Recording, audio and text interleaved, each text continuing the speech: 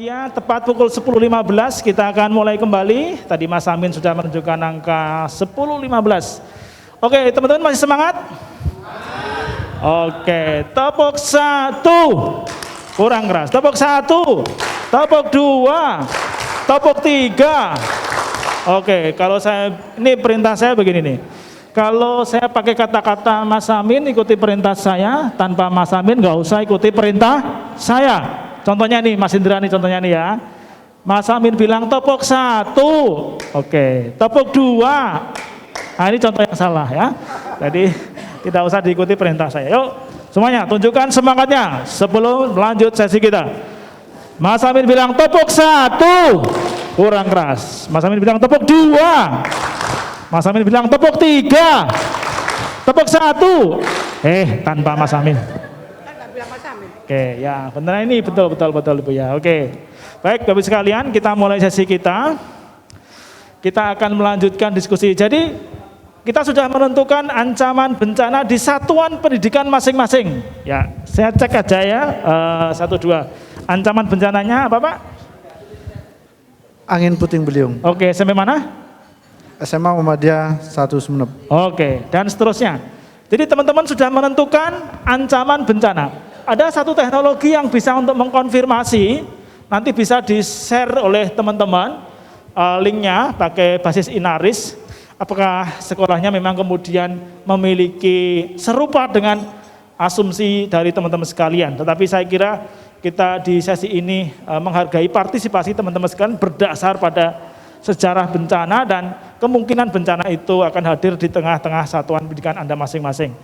Oke. Nah, teman-teman, sesi ini kita akan memperdalam kembali mengenai pilihan ancaman bencana teman-teman sekalian. Kita akan diskusi seberapa besar, yang pertama adalah kita akan melihat seberapa besar secara detail dampak yang ditimbulkan akibat ancaman bencana itu hadir menjadi bencana dan berdampak pada sekolahnya teman-teman. Misalnya, ketika terjadi gempa bumi, ya, maka dampak yang akan terjadi ke satuan pendidikan teman-teman itu apa saja? Satu, terkait dengan orangnya, warga sekolahnya. Seperti apa dampak yang ditimbulkan kalau gempa bumi itu terjadi? Dengan skala yang sangat besar asumsinya. Sampai apa? Lalu kemudian bangunannya, itu bagaimana kalau gempa bumi itu hadir? Lalu kemudian dengan sistem pendidikannya, seperti apa yang akan terjadi, apakah tutup atau tetap berlangsung dan seterusnya, tentu teman-teman yang lebih paham dan seterusnya. Itu nanti Anda urai, teman-teman sangat familiar dengan metode pohon masalah itu, Anda urai dengan kertas plano dan flipchart yang ada dan spidol, dampak-dampak secara detailnya apa saja, Anda list sebesar sebanyak mungkin yang bisa Anda tuangkan dampaknya, nanti akan dipandu oleh teman-teman Kofas. Lalu yang kedua adalah kita akan melihat dari dampak itu dan ancaman itu seberapa besar kelemahan yang masih melekat dalam satuan pendidikan kita. Baik itu terkait dengan sosial, kebersamaan kegotong royongannya, kebersamaan dalam tim manajemen sekolahnya, dalam aspek SDM, para warga sekolahnya, pengetahuan, pemahaman dan keterampilan dalam penanggulangan bencana seperti apa. Kemudian dalam aspek mungkin yang lain, selain bangunan, kemudian orang dan yang lain yang bisa Anda tuangkan. Yang masih lemah apa? Kemitraan dengan lembaga luar dan yang lain atau apa Anda tuangkan. Lalu yang terakhir adalah di tengah melekatnya kelemahan kita atau kerentanan kita dan besaran dampak dari ancaman bencana itu, saya yakin masih ada potensi yang kita miliki yang nantinya bisa kita kembangkan. Maka potensi apa yang masih kita miliki untuk menghadapi ancaman bencana itu Anda tuangkan dalam kertas plano yang ketiga. Teman-teman Kofas akan mendampingi teman-teman. Anda boleh menggunakan ruang ini sedemikian rupa sebebas mungkin. Mau lesehan di bawah boleh, mau di pojok boleh, ya. Mau di luar juga boleh. Yang penting bahwa 30 menit dari sekarang teman-teman akan kembali ke ruangan ini. Kami persilahkan teman-teman, Kofas akan mendampingi teman-teman semua. Dipersilahkan. Bapak Ibu kalau mau nulisnya di bawah meja juga nggak apa-apa. Di bawah meja. Oke. Ya tolong Pak dijelaskan. Jadi Pak begini, Ernam.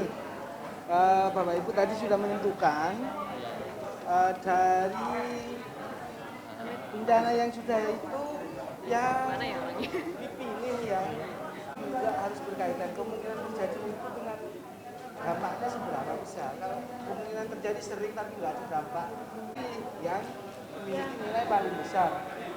Misalnya Berarti ini apa? tetap harus ada ya berarti ya. Gunung meletus. Itu ditulis gunung meletus di sini. Kemudian nanti dibuat Pun skala prioritasnya besar di sekolah saya dengan sekolah ini berbeda kan seperti ya itu kan? di sekolah. Iyalah ya makanya. Padahal kita paham itu skalanya itu tidak tingginya satu, kemudian dapat juga satu saya. Berarti sangat aman ya sekolah. Insya Allah seperti itu. Nah, tapi itu tetap dipilih yang mana yang kemungkinan nanti kalau terjadi. Nah, nanti dampaknya apa saja? Tinggian banjir. Kan sering terjadinya. Ya, lebih sering dari tsunami. Kalau tsunami kan jumlah ini ya itu menentukan berapa. Nah kalau seperti ini ya tinggal dipilih karena yang nilai tertingginya adalah siswa bisa belajar. Karena tidak bisa belajar kenapa? Gurunya sibuk memperbaiki ini, bersih dan lain-lain. Ini boconya ya.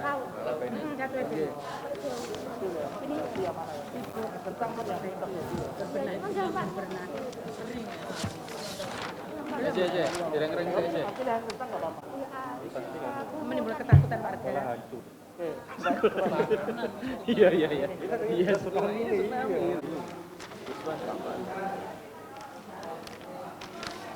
Iki maksud gitu. Terbakar dua.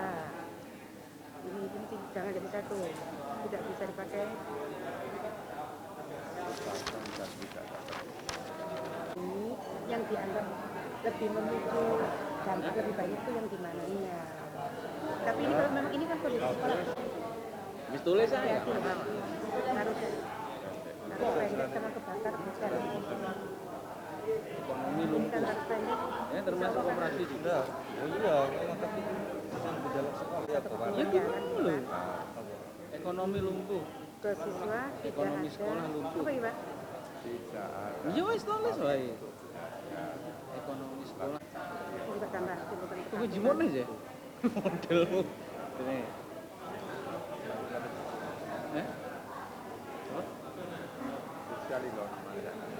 Ini tadi kan sudah ketakutan. Sekolah Materi sih. umame warga. Oh sih. Ya, pemadaman Iya, kalau sementara. di sekolah toh, kalau sekarang Bagi warga sekitar. kan misalnya kuwi ya termasuk bangunan barang.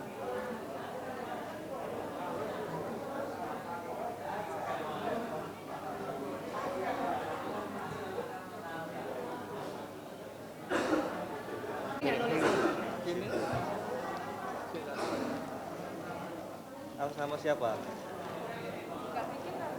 Iya ini udah konsep. Itu tulis paruh Pak. Iya, Pak. KPD ya Kak Koko. Enggak gini, Dari saya. kan aku teko wali kelas rubiyen gitu kan. Aku samono ya samono ngono kan. Berarti lah misal Kita masih ada waktu. Sekarang pukul 11 lewat 55. Sesi ini akan diakhiri 11.15 sampai dengan dana evokasi.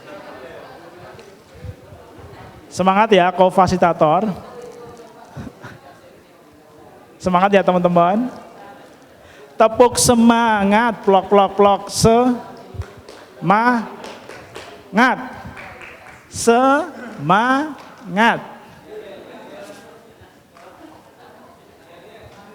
Yel kelas, yel sekolah. SMA 1 yes, SMA 2 no. Saya berikan tepuk semangat kepada teman-teman sekalian. Tepuk semangat, plok, ngat, semangat. Bapak-bapak dari fasilitator dan kofasilitator, ini hasil kajian resiko, hambatan maupun solusi dan denah sekolah di SMP Muhammadiyah 9 Boarding School Tanggulangin Sidoarjo. Yang perlu kami sampaikan terlebih dahulu, sekolah kami ini memang jaraknya hampir 4 kilo dari semburan lumpur lapindo. Tetapi kanan, kiri, belakang itu muncul pengeboran-pengeboran baru yang dilakukan oleh Lapindo juga. Jadi yang paling terdampak bagi kami adalah pencemaran air yang sangat sulit dari air bersih itu sendiri. Baik, kajian resikonya, dampaknya yang terjadi adalah karena kami boarding, maka yang sangat terasa adalah penyakit kulit yang dialami anak-anak. Yang kedua, air yang berasa dan berwarna, ini yang menjadi dampaknya. Untuk kerentanannya, seluruh daripada stakeholder yang ada di lembaga, siswa, guru maupun musrif, ini kerentanan untuk terdampak daripada pencemaran air. Selanjutnya kapasitasnya, kita sudah bekerja sama, kita memiliki lembaga Poskestren, kita juga sudah MOU dengan Puskesmas, kita juga sudah mengadakan filter air, yang mana ini menjadi kapasitas kita ketika mengalami dampak itu untuk menjadi pertolongan pertama terhadap yang rentan untuk menghadapi dampak-dampak yang terkena itu. Baik, adapun hambatannya, ini sulit mendapatkan sumber air bersih, PDAM tidak bisa masuk ke daerah kami, banyaknya titik pengeboran Lapindo sekitar yang masih aktif, biaya ini yang paling besar untuk menjadi hambatan, filter yang belum optimal. Dan menjadi solusinya nanti mengkaji AMDAL dan mencari titik pengeboran artesis yang efisien dan tepat nantinya untuk digunakan di lembaga kami. Lembaga kami denanya memiliki 3 lantai. Di situ juga ada kelas, ada asrama, dan juga menjadi 1 musola, dan memiliki lapangan yang besar menjadi titik kumpul poinnya, assembly pointnya. Begitu, ini menjadi filosofinya, ini air terjun menjadi kajian resiko kita. Ada batu besar ini menjadi hambatan, dan ini setelah kita bersama-sama mendapatkan pelatihan dari MDMC, mudah-mudahan nanti mendapatkan solusinya. Begitu. Terima kasih, itu yang bisa saya jelaskan. Baik, terima kasih untuk apa? SMA mana? SMP Muhammadiyah 9. SMP Muhammadiyah 9. Yang kedua ini. Ya. Di sebelahnya di sini SMK Pemuda Krian. Siap? Belum? Ya, monggo silahkan Mbak. Assalamualaikum warahmatullahi wabarakatuh. Waalaikumsalam warahmatullahi. Bismillahirrahmanirrahim. Untuk kajian yang pertama adalah ada 2 yang di formulir yang tadi. Yang pertama bahwa resiko dampak bencana bagi sekolah kami adalah banjir dan arus pendek. Tetapi dari 2 itu yang kami pilih yang resiko lebih tinggi adalah arus pendek. Sehingga kami membuat kajian seperti begini. Untuk arus pendek, dampaknya yang pertama adalah di gedung terbakar, tidak dapat digunakan untuk belajar. Kemudian dampak ke siswa, mereka ketakutan dan berdampak psikis dan tidak ada tempat untuk belajar. Sedangkan untuk guru, dampaknya adalah tidak ada tempat untuk mengajar, ada juga kerja bakti untuk perbaikan, serta dampak psikis atau ketakutan. Sedangkan yang di sosial itu adalah ketakutan warga, khawatir api menjalar sampai di perumahan warga. Dan yang kedua adalah karena ada perbaikan dari pihak PLN, maka akan berdampak pemadaman listrik sementara. Kemudian kapasitas resiko di sini ada titik kumpul di lapangan, ada gangguan konstruksi, ada UKS untuk PMR, kerjasama dengan klinik atau rumah sakit terdekat. Kebetulan di sekolah kami sudah berdiri klinik Aisyah. Ada Satgas HW dan Tapak Suci. Kemudian yang ketiga mana Pak Sarwo? Denah ini, denah kami sudah membuat, jadi kami ada 2 lantai dengan bentuk bangunan di sana ada bukan huruf U tapi 4 persegi ya, 4 persegi. Begitu masuk kanan gedung itu adalah klinik Aisyah, dilanjut di ujung adalah kamar mandi. Kemudian di sebelah barat itu ada 2 lantai, terpotong dengan garasi mobil. Yang sisi sebelah selatan itu ada lab 1, 2, 3, lab multimedia, lantai 2 untuk kelas. Kemudian yang sisi sebelah utara ada ruang praktek untuk multimedia, ada bendahara, ada TU, ada ruang praktek TITL, ada lab AKL, dan perpus. Lantai 2 atas adalah kelas-kelas. Kemudian di ujung sebelah utara ada ruang KWH, ada 2 ruang. Kemudian yang di sisi sebelah barat 2 lantai juga. Di bagian depan pintu masuk ada satpam, kemudian ada Alfa Midi Mat karena kita bekerja sama dengan Alfa Midi untuk jurusan bisnis daring pemasaran.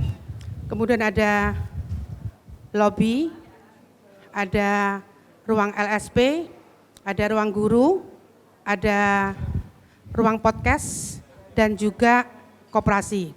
Di lantai atas itu ada ruang IPM, kemudian ruang olahraga, ada lab IPA 1 dan lab IPA 2. Sementara itu dulu. Terima kasih. Assalamualaikum warahmatullahi wabarakatuh. Waalaikumsalam warahmatullahi wabarakatuh. Demikian, terima kasih kepada Bapak Ibu. Jadi waktunya untuk persiapan Jumat bagi yang rijal. Jadi Jumatan di ruang meeting paling pojok. Di lantai 2 juga sudah dipersiapkan Bapak. Jadi ini Pak Budi jam berapa? Jam berapa kembalinya? Ini diarahkan. Baik, makasih Mas Hendri. Bapak sekalian, kiranya demikian diskusi kita untuk kajian resiko. Mas Hendri sudah menyampaikan, kita selesai dan tepuk tangan buat kita semuanya. Ingat, saya minta co-fasilitator untuk memastikan semua tertempel ya dari teman-teman sekolah semuanya. Setelah ini kita akan break untuk sholat Jumat dan setelah itu makan siang bersama. Sugeng sholat Jumat. Kembali pada pukul 3.